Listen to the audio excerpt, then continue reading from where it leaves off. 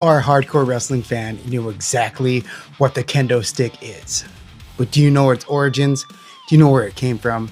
Today we're going to be talking about the origins of the kendo stick, or much better known as the Singapore Cane and ECW.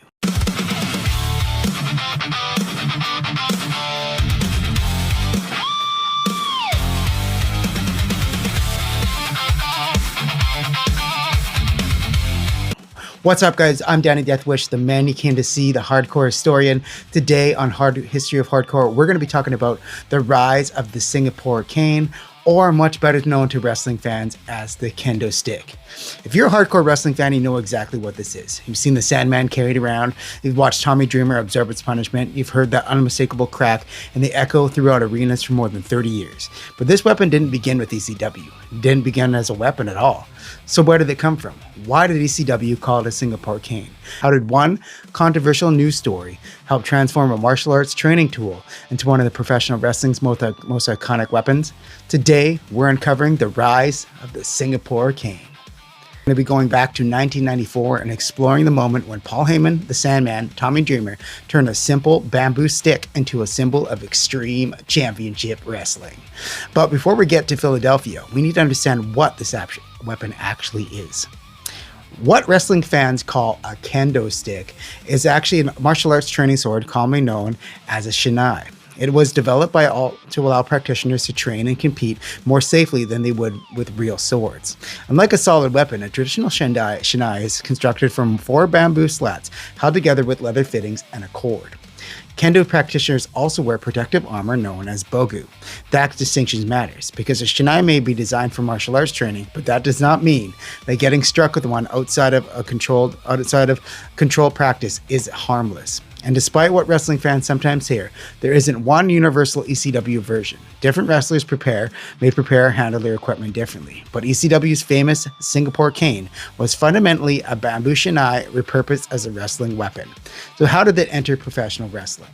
Long before the Sandman walked through the ECW arena, bamboo swords were associated with wrestlers using Japanese-inspired characters. One of the most iconic wrestlers was Peter Thornley, also known as Kendo Nagasaki. Thornley debuted the character during the 1960s, became a major television attraction in Britain during the 1970s. The masked character combined martial arts, imagery, mystery, and psychological intimidation. However, it could be difficult to prove that one wrestler was definitely the first person to ever bring a shinai into professional wrestling. What we can say is that performers such as Kendo Nagasaki and later Tojo Yamamoto helped establish bamboo swords as recognizable wrestling weapons long before ECW ever existed. ECW didn't invent the object. ECW gave it its name, a new meaning, and an entirely new level of popularity. In 1994, American teenager Michael Fay was convicted of vandalism in Singapore and sentenced to a caning. The punishment became an international controversy, and American news programs debated the sentence. Politicians commented on it, and the phrase "a Singapore Cane" entered the mainstream conversation. Paul Heyman understood something better than almost anyone else in wrestling. If people were already talking about something controversial, ECW could transform it into an angle that felt immediate and dangerously real. According to the Sandman's recollections and interviews, Heyman approached him with an idea. He was going to carry a Singapore Cane. But there was a problem. What exactly was a Singapore Cane? And where were you supposed to find one? Well, the story goes that Heyman initially handed Sandman an ordinary tree branch from outside to use during a promo. Sandman knew this wouldn't work. Remembering wrestlers such as Tojo Yamamoto, Sandman visited a martial arts store and purchased a bamboo shinai.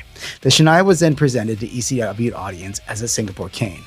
That was the turning point.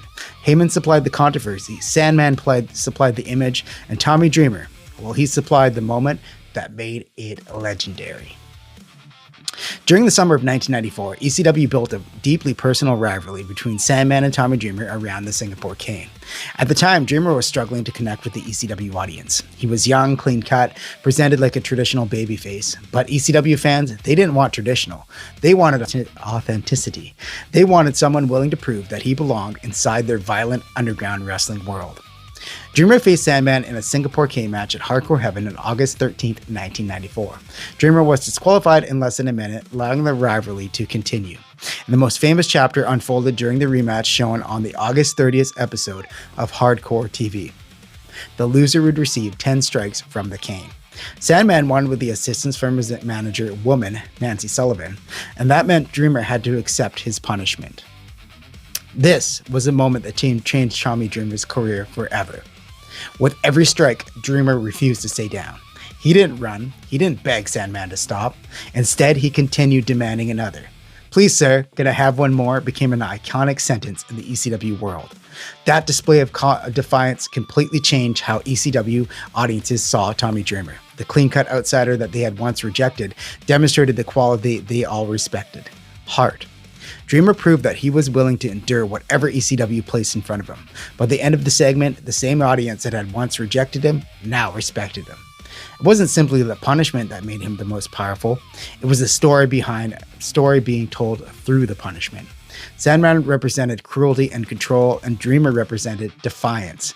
And the SingaporeCane became the most important instrument connecting them both together. The SingaporeCane became the perfect symbol for ECW. It was inexpensive, it was visually recognizable, and its sound made every strike feel enormous. Most importantly, it belonged to the Sandman. When fans saw the cane, they immediately knew who was coming. With the entrance music, the sunglasses, the cigarette, and the Sandman Enter Sandman playing became a part of Sandman's identity. But the cane grew eventually beyond Sandman. Tommy Dreamer used it, Just Incredible used it, other promotions adopted it, and the SingaporeCane matches appeared across professional wrestling.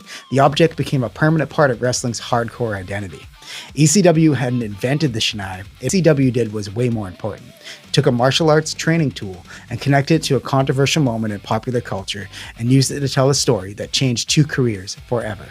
Sandman gained a signature weapon, Tommy Dreamer gained the audience's respect, and professional wrestling gained an image that would survive long after ECW closed its doors. That is the real legacy of the SingaporeCane. Its history began centuries before ECW. Wrestlers carried around bamboo swords decades before the Sandman. But in 1994, Paul Heyman recognized the opportunity. Sandman gave the weapon its identity, and Tommy Dreamer gave it its emotional meaning. That's how a bamboo sword became the defining weapon of extreme championship wrestling. I'm Danny Deathwish, the hardcore historian. Next week, we're going to talk about the story of Public Enemy, how two dancing street fighters conquered Philadelphia, became ECW's most popular tag team, and said goodbye before leaving for WCW in 1996. And then, keep it hardcore, my friends. We'll see you guys in the next video.